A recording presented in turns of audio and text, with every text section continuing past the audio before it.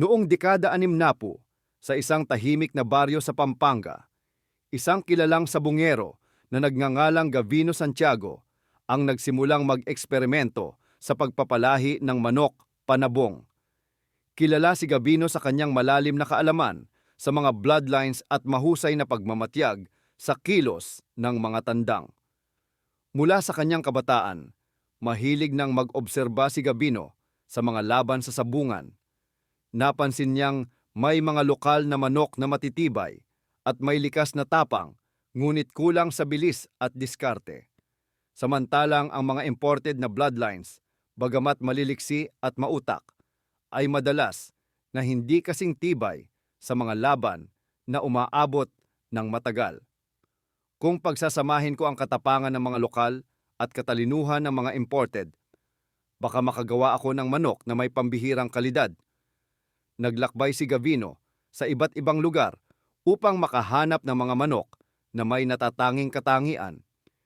Ilan sa mga bloodlines na kanyang nakuha ay Black Bonanza, isang imported na bloodline na kilala sa bilis at liksi sa laban.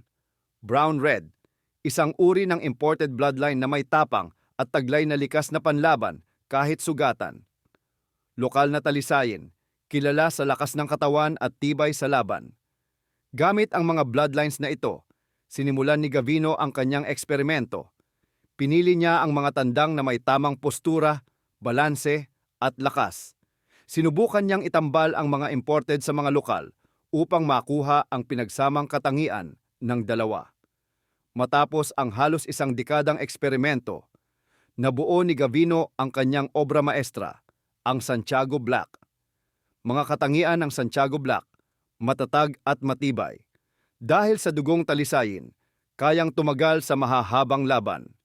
Matalino at mabilis, nakuha mula sa Black Bonanza na may likas na galaw na mahirap hulaan. May pusong mandirigma. Ang dugong brown red ang dahilan kung bakit kahit sugatan, patuloy itong lumalaban. Ang Santiago Black ay naging tanyag hindi lamang sa kanilang lugar, kundi sa iba't ibang bahagi ng bansa. Maraming breeder ang nagtangkang gayahin ito, ngunit hindi nila naabot ang eksaktong kalidad ng linyada ni Gavino. Bago siya pumanaw, isinulat ni Gavino Santiago sa kanyang diary ang sikreto sa tagumpay ng Santiago Black. Hindi lang sa dugo nagmumula ang tunay na mandirigma, kundi sa tamang pag-aalaga, pagmamasid at pag-intindi sa bawat galaw ng iyong mga alaga. Ang Santiago Black ay hindi lamang resulta ng tamang kombinasyon ng bloodlines.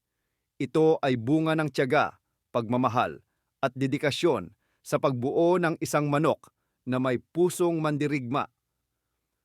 Hanggang ngayon, kinikilala pa rin ang Santiago Black bilang isa sa mga pinakamisteryoso at respetadong bloodlines sa kasaysayan ng sabong. Maraming breeder ang nagtatangkang makuha ang parehong timpla ng katapangan, talino at tibay na isinama ni Gavino sa kanyang obra maestra.